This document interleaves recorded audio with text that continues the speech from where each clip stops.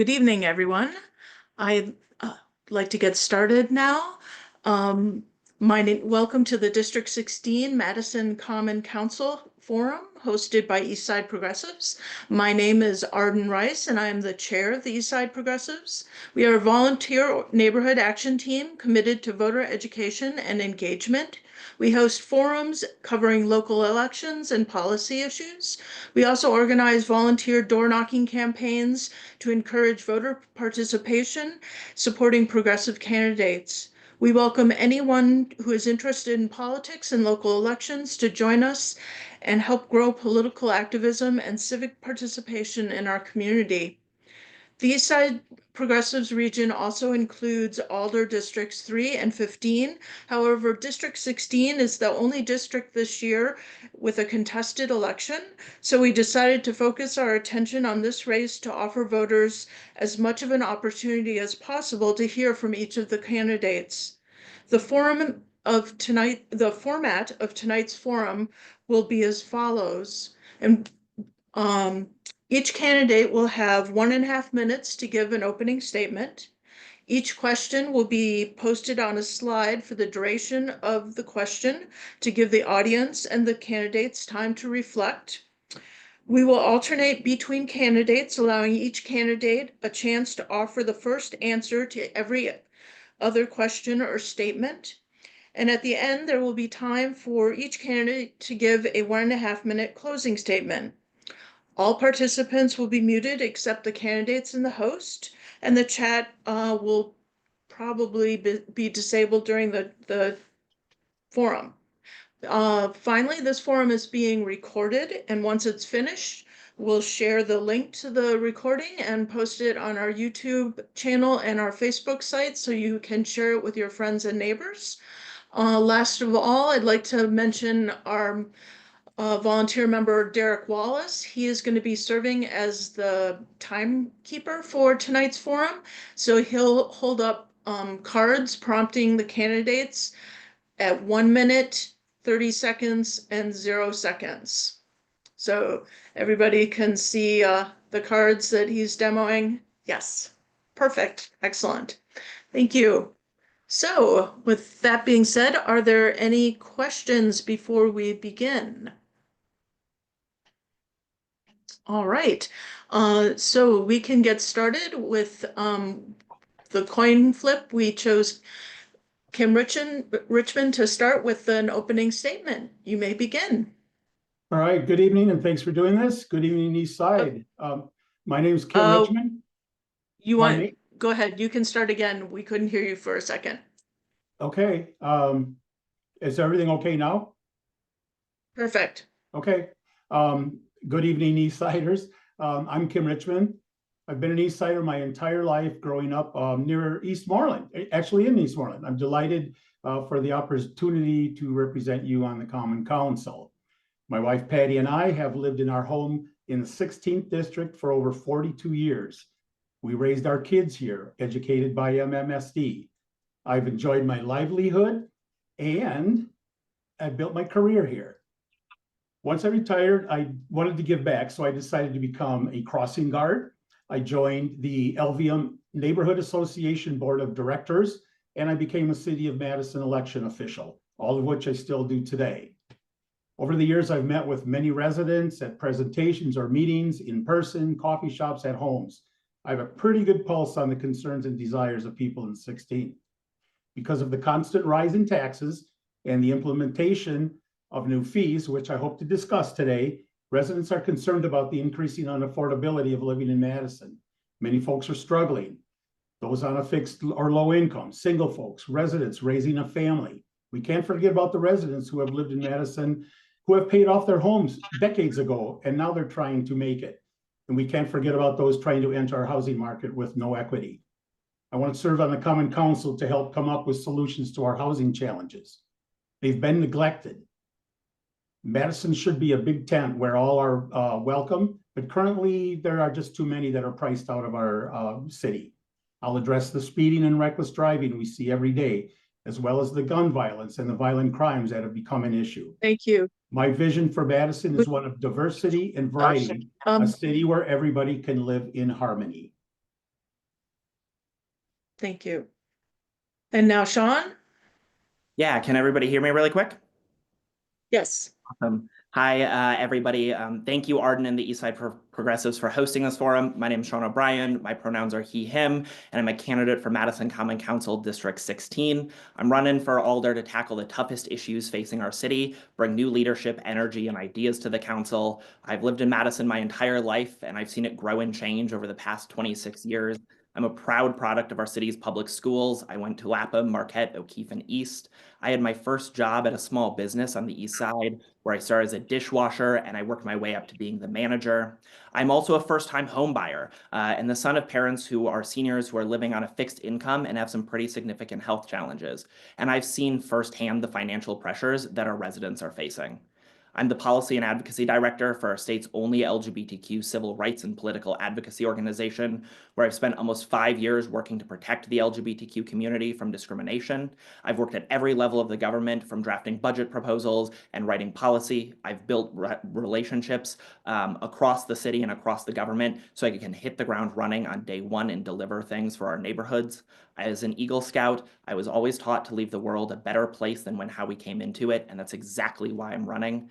I look forward to sharing my thoughts this evening on how to move Madison forward and how to bring positive change to the City Council this evening. Thank you so much. Thank you. And now I'm going to open the next slideshow, and we'll begin with the questions. One moment. Get the right slideshow queued up.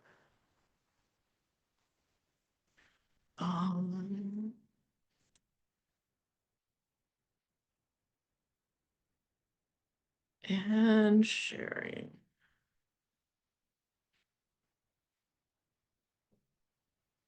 All right, so we'll begin. This first question is for Sean. What do you see as the primary roles and responsibilities of an alder, and what specifically do you hope to accomplish over the next 2 years if elected? I should say all the questions are 2-minute questions, except for one of the finance questions later that's 3 minutes. So this is 2 minutes. You may anytime. Absolutely. Thank you so much. I believe that the biggest responsibility for an alder is to show up and to listen, to be a voice for everybody in District 16 on the Common Council, and to be a representative to the city, to make sure that we are showing up and helping folks elevate their voices to the Common Council, and to try to address some of the challenges that residents are facing across the city. One of the biggest things that I want to try to tackle, and one of the biggest reasons why I got into this race, was affordability. I touched on that a little bit in my opening, but it's the biggest reason why I got into this race, and I feel it. I see the price squeezing that happens when I look at my property tax bill. I see it when I go to the grocery store, and I've heard it from residents every time I talk to them. And we need to find solutions. We need to get creative solutions, both in the short term and in the long term. And I really look forward to kind of talking about some more of those ways to reduce costs. It first starts with looking at ways to prevent further increases in property taxes. And that's one of the skills that I bring to the table, is being able to fight for a fair deal of shared revenue, which will hopefully prevent that in the future. Thank you. All right, thank you. Go ahead, Mr. Richmond. Thank you. The primary role, of course, is to represent the people in the 16th district above anything else. That's first and foremost. Listening is number one. My grandfather from Czechoslovakia has always said, you got 2 ears, you have 1 mouth, you listen twice as much as you talk. So that's what I do. I've sat down many times with many residents, whether it be in meetings or presentations or one-on-one, and I'm a listener. The primary role is to listen and then amplify those voices in front of the Common Council, a strong voice. Neighborhood safety is a big thing. That's one of the primary roles of an alder and a mayor, is neighborhood safety. I hope to accomplish more accountability and transparency on the Common Council, especially during the budget process. We need more, we need the residents more aware of what's going on. We need better accessibility to the city meetings, to the common council meetings. Right now, like the agendas don't come out till the Friday before a Tuesday meeting. Well, that's 10 days after a meeting. I mean, it should be a lot quicker than that. So I want to accomplish more responsibility on the common council, more accountability, more working together. There needs to be more working together. There seems to be a big separation of thoughts, and there's one place to start to get things done, and that's in the middle. Thank you. And like we talked about with the format at the opening, the second question, we're going to alternate who gives, which candidate gives the first answer. So we'll continue with the second question, and Kim Richmond will take it first. However, I'll read it out loud for everyone so you have some moments to think it through. The next question, what experience do you have that prepares you to effectively engage with all residents, and what specific commitments will you make regarding communication and resident engagement over the next 2 years if elected? Well, I've already touched on that a little bit. Thank you. I have been meeting with people for years, whether it be, like I said, at a coffee shop, in a presentation somewhere, at a coffee with a cop, at listening sessions from senators. And I always engage with people. I want to hear what their concerns are. I want to hear what it's all about. In my career, I was sales, marketing, customer service. So I grew up in that profession, working with people, listening to people, doing what they want best, not what I want, doing what they want. And I'm just a good listener and a problem solver with collaboration. Regarding communication and resident engagement, I will be more engaged with the public than what has been on the Common Council. I will meet with residents in their neighborhoods, in their turf, let's say.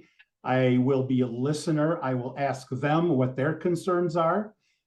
I will also hold as many listening sessions, question and answer sessions, general, overall. I have the time to do that. That's what I'm committing to.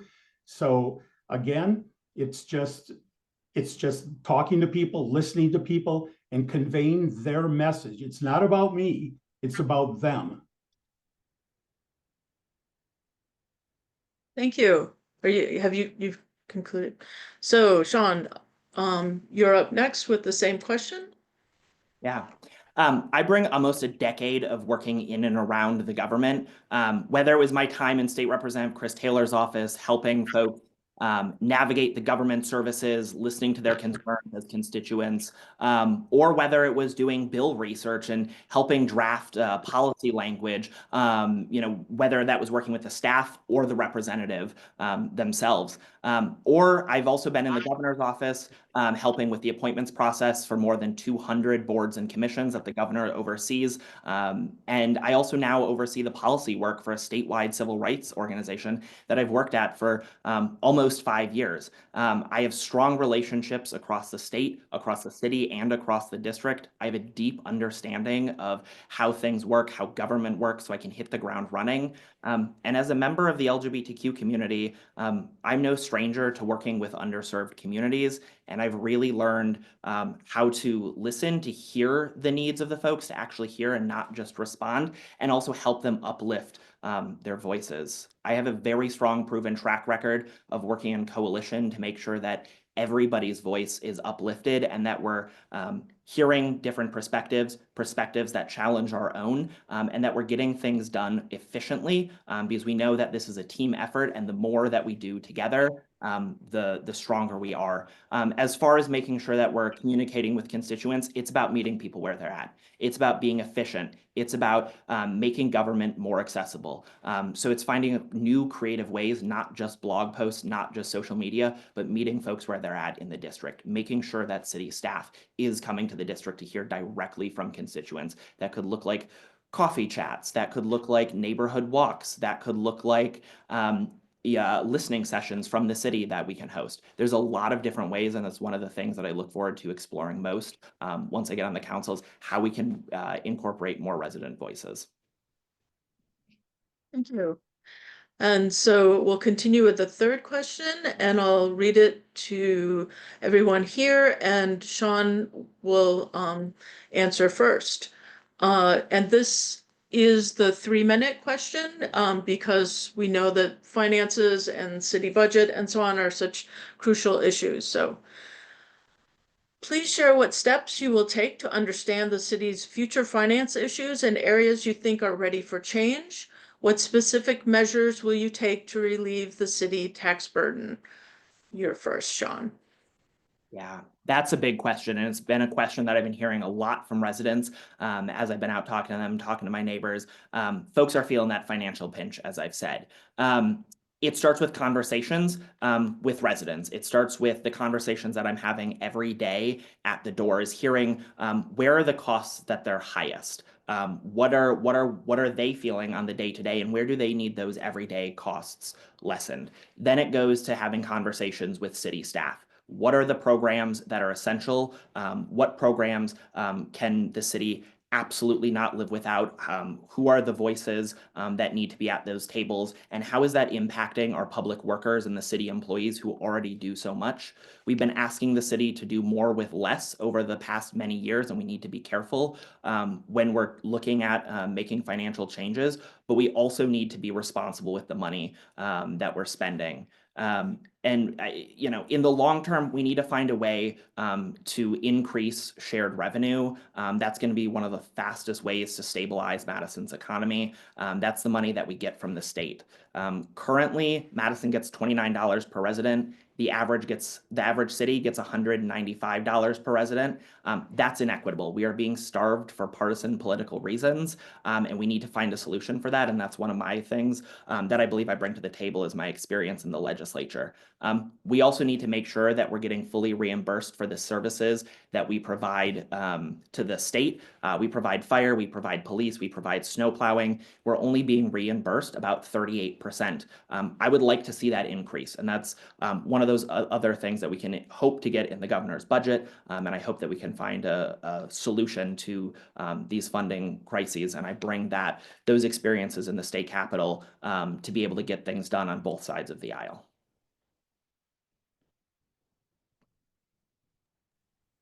Thank you. Go ahead, Kim.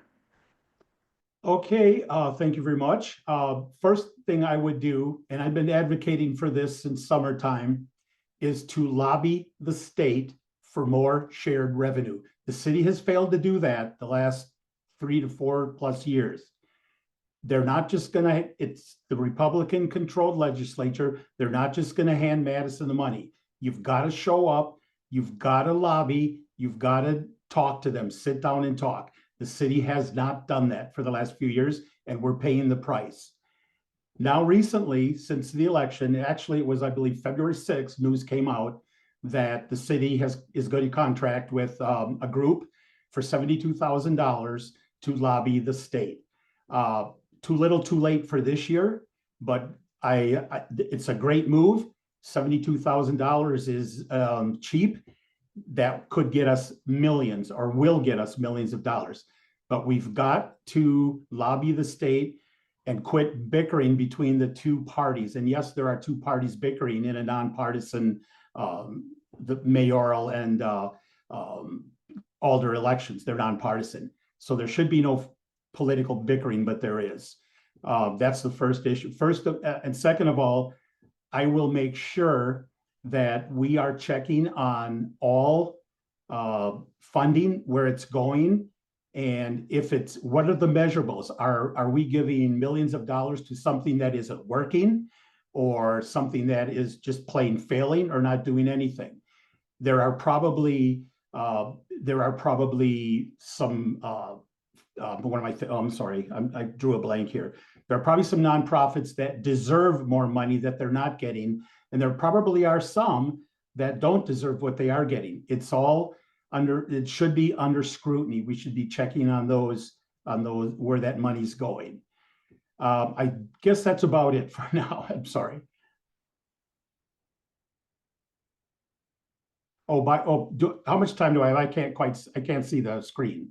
It just blacked out on me. About 45 seconds. Oh, okay. I would like to see a 0.5% citywide sales tax, which would take money from everybody. I mean, it would take from people visiting the city, from people visiting downtown, the university. So the burden could be lifted off of taxpayers and spread it around a little bit. That would relieve quite a bit. At 0.5% isn't much. It'll add up, but it's more evenly spread among people.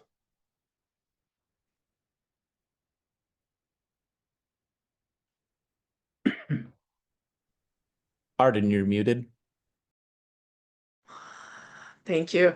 We'll continue on to the fourth question, and Kim will go first once I finish reading it.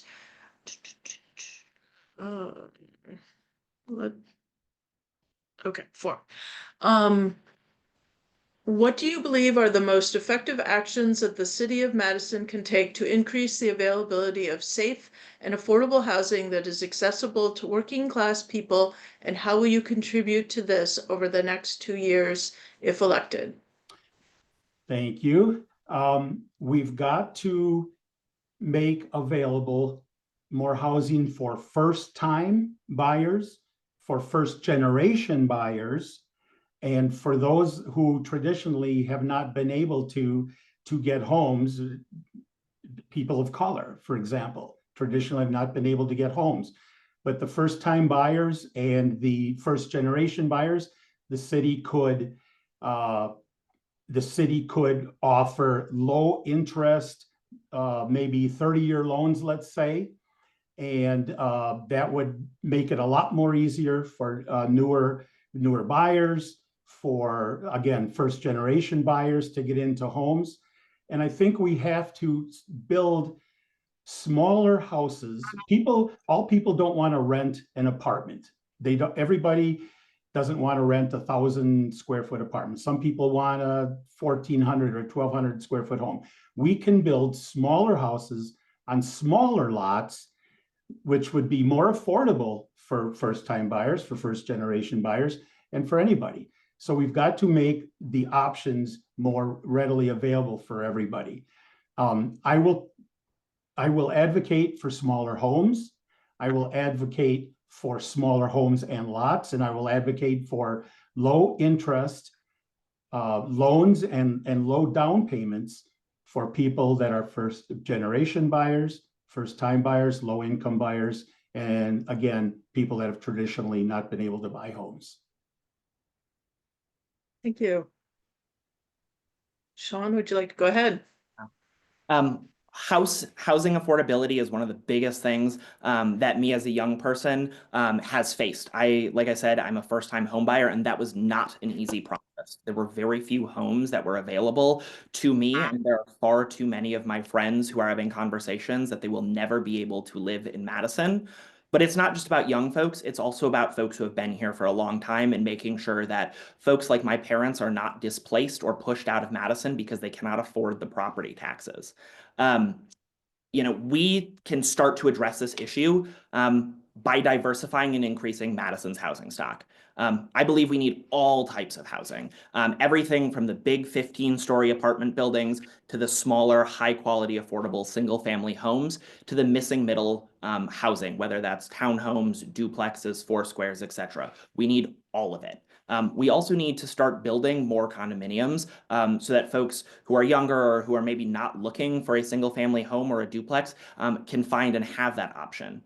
We additionally need to make sure that we're incentivizing developers to build more housing where it's suitable and prioritize access to things like public transportation, parks, green spaces, jobs. We're losing talent because folks cannot afford to live in Madison, and it's driving up the costs for everybody. We also need to make sure that we're getting folks into homes. There's a couple of programs I would love to see continue, Acre and Home by the American Dream, which have been incredibly successful programs into getting folks on lower incomes and minority communities into the housing market. And we need to make sure that we're expanding that program. But it's also important that we have conversations with the neighborhoods, that we're being responsible with where we're building this housing, to make sure that neighbors have a voice in the development decisions that are being made, so that we're not disproportionately impacting folks.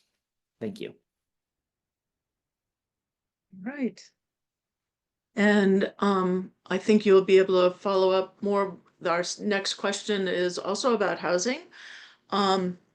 So if you're elected Alder, what services, initiatives, or housing options would you support to house individuals and families who are unhoused? Absolutely. Our unhoused population in Madison is only going to grow if we do not tackle this head on. We need to continue to fund programs like Beacon, like Porch Light, to make sure that folks who are experiencing homelessness have a place where they can put a roof over their head and get a meal. Because we know that if you are struggling with those basic things, that you're not going to be able to get back onto your feet. So that's really where we need to start. We also need to make sure that we have mental health programs, drug rehabilitation programs, and job services for folks to start tackling some of those larger issues. Additionally, we need to make sure that we have places and safety nets in place to catch folks before they get to that point. And that looks like food programs. That looks like ending childcare deserts. That looks like ending hospital deserts. And that is all part of being responsible with where we are building new housing, how we are building housing, and making sure that it is connected to those services that folks desperately need. And we need to make sure that any of our shelters that the city is building are built in relation to the services that folks desperately need. Like I said, transportation, job rehabilitation, mental health services. All of that needs to be a holistic approach that the city needs to be taking.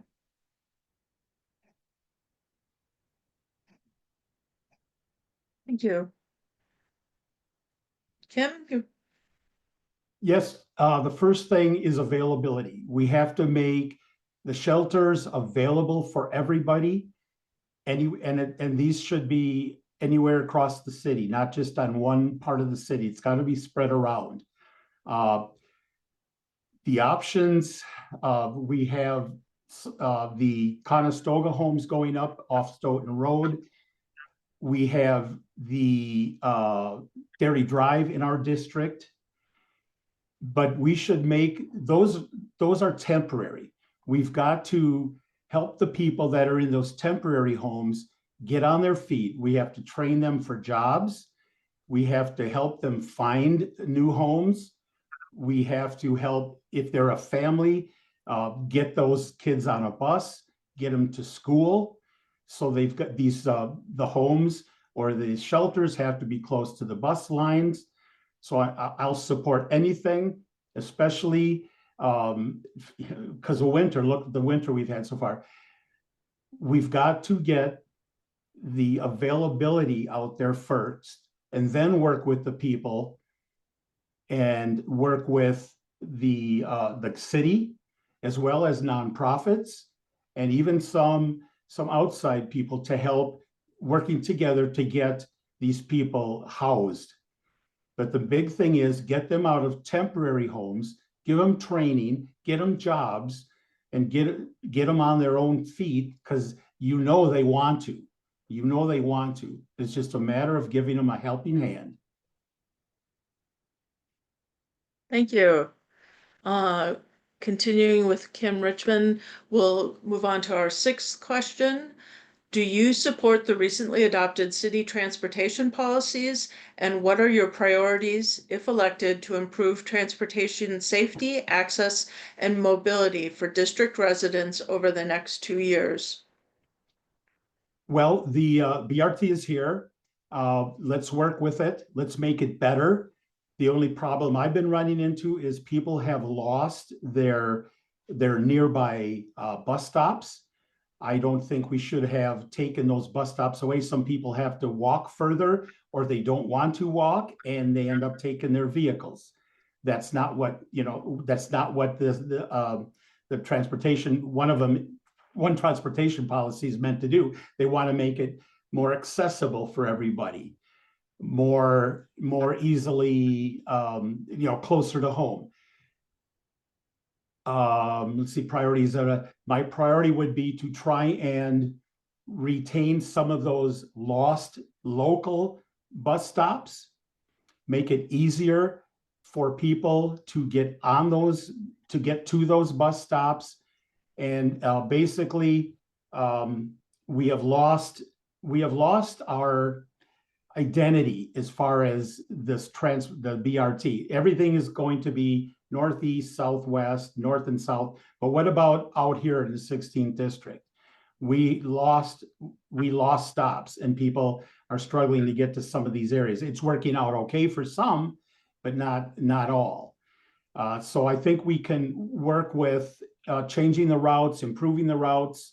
I know the regular bus system has moved into Monona, so that'll help ridership in Monona, and it should help ease some revenue for Metro. But again, my priorities would be to return some of these lost stops and make it more equitable for everybody to get on these.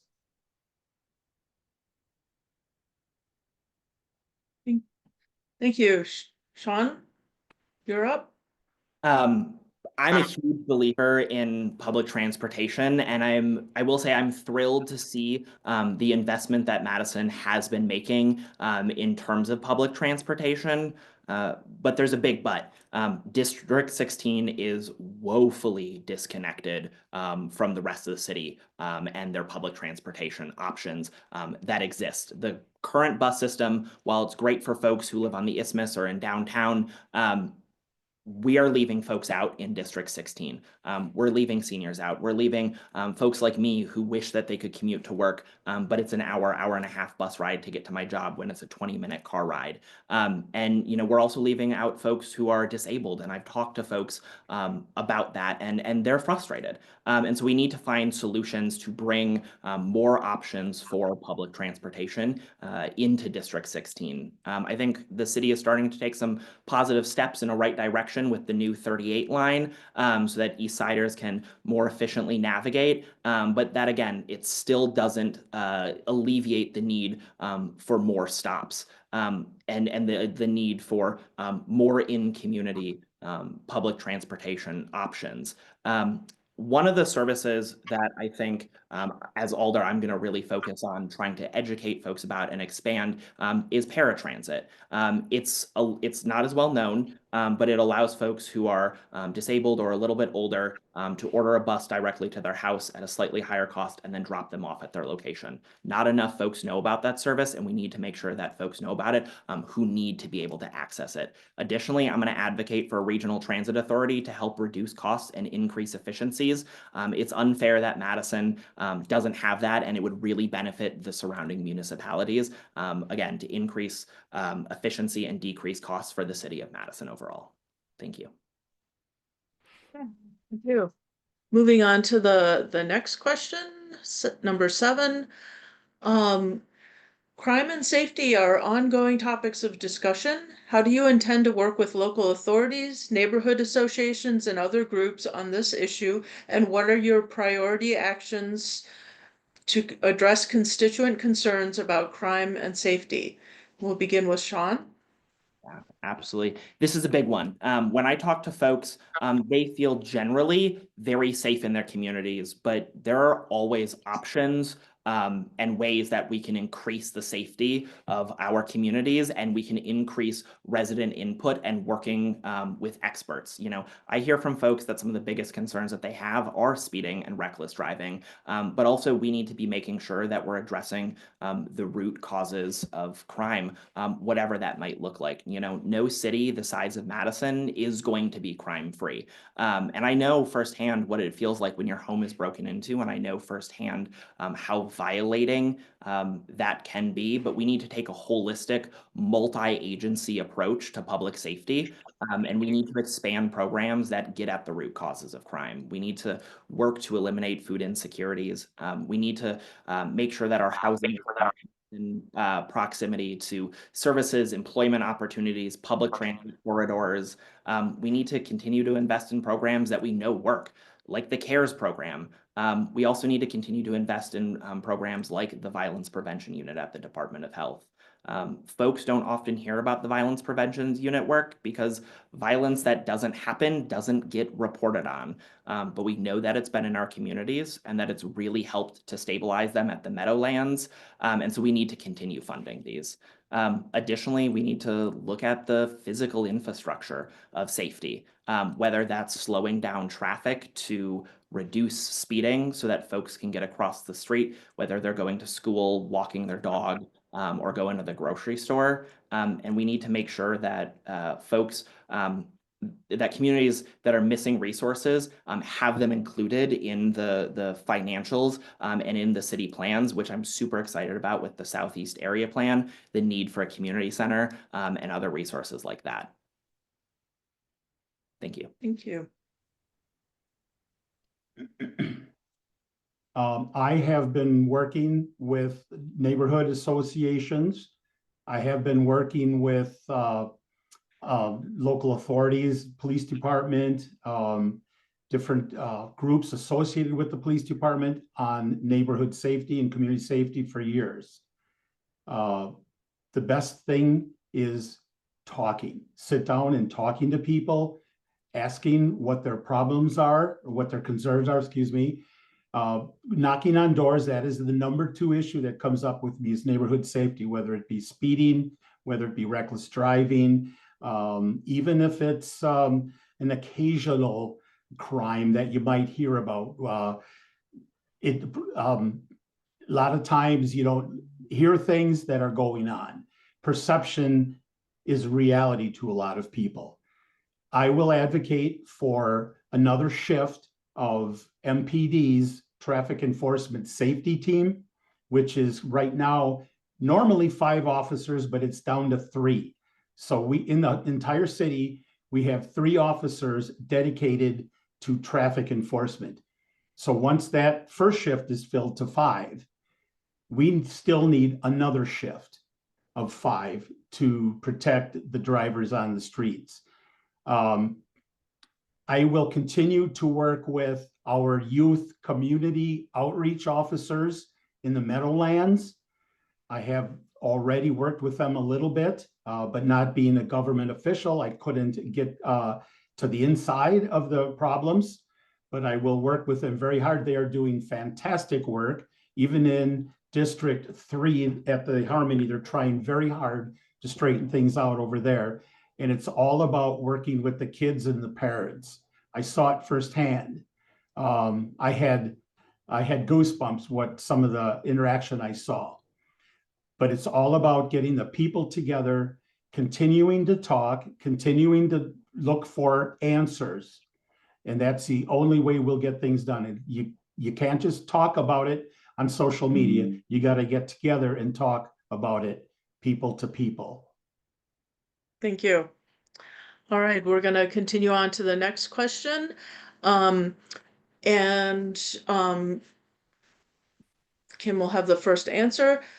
The next question is, given rapid and unpredictable government changes at the federal level with respect to funding, enforcement, and executive orders, how do you think the City of Madison leaders should prepare or plan for the impact of such changes on the community?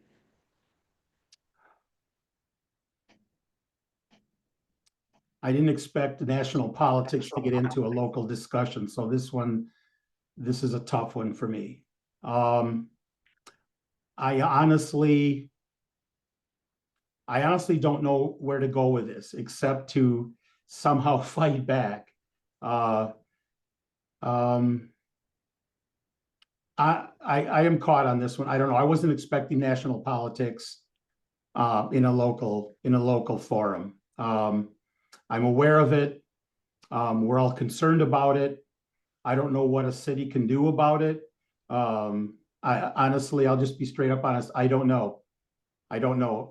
That's who I am. I'm an honest person, and I haven't thought about what a city could do about it very much, to be honest with you. So I'll just give my time.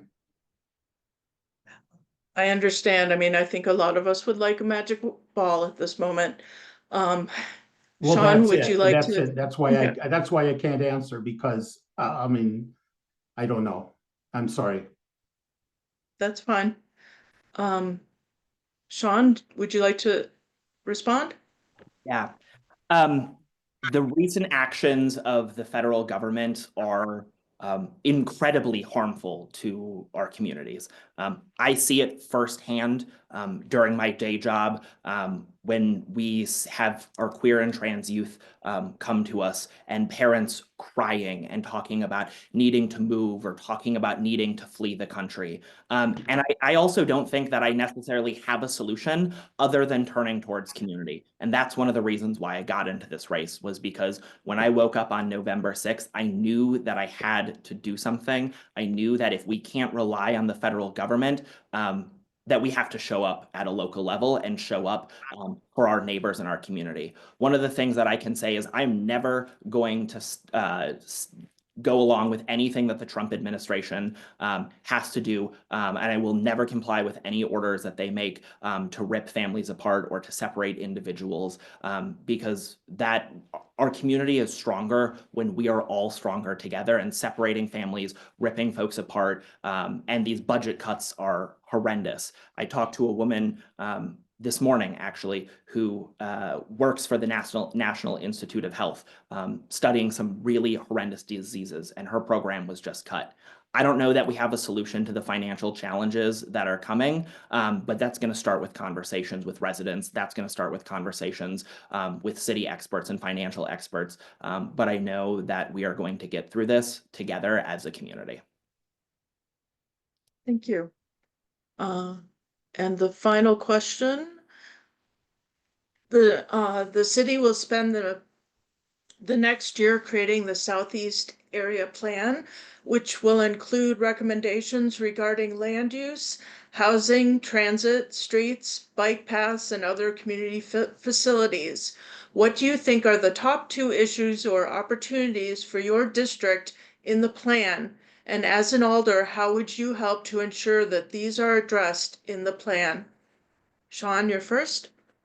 Yeah, I'm really excited about the Southeast Area Plan. Right now, it's in an early stage, and I know that as it continues, there's going to be far more opportunities for community input, for communities to have a say in kind of how they want to dream and envision their communities over the next 10 years. As I've gone out and talked to the folks in the district, talked to my neighbors, I'm hearing the desperate need for a community center.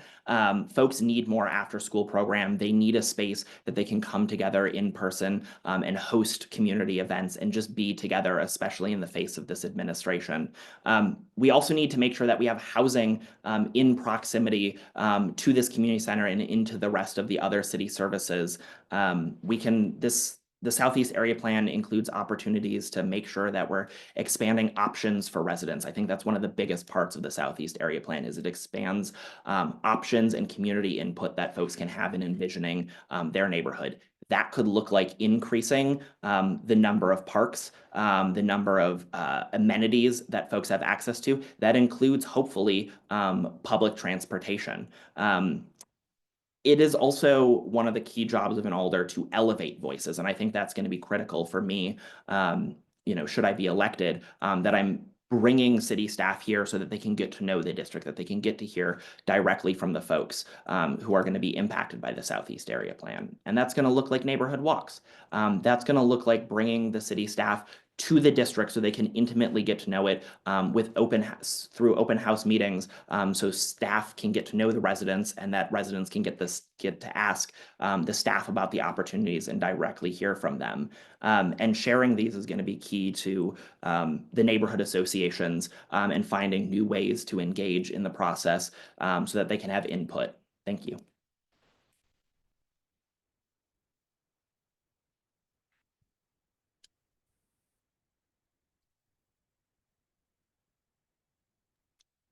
Ready to go?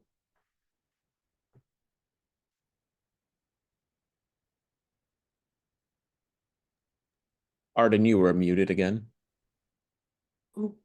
Oh, shoot, I'm sorry. Oh. You're welcome to go ahead, Kim. Okay, thank you. I have been an advocate for Far East Side Community Center for years. I brought it up at a couple of our neighborhood association meetings in the past years. We need something like that, a central place for people to gather, to speak. One place I was looking at was the old Jehovah's Witness church on Buckeye Road, but that would not serve the 16th district very well because it's at an extreme edge of the district. So as the Southeast plan expands, again, a big thing would be transportation. We're getting farther and farther away from downtown, from campus, and so we have to make it more equitable for people to get to the mass transportation to get there. I want to see more parks. If we're going to build more houses, which I'd like to see smaller houses, smaller lots, more parks, more trees, and less tearing down trees for bike paths. Let's put the bike paths around the trees instead of through the trees, cutting them down.